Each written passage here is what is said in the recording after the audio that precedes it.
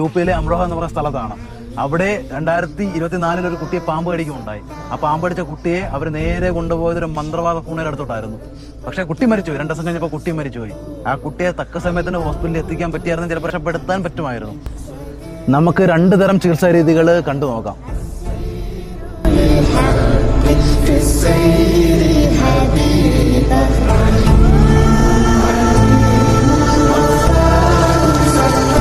ഇങ്ങനെ ആയിരിക്കണം ചികിത്സ, അല്ലാതെ മന്ത്രവാദമായിരിക്കരുതും ചികിത്സ. ഞാൻ വേറൊരു വീഡിയോ കാണിച്ചു തരാം നിങ്ങൾക്ക്.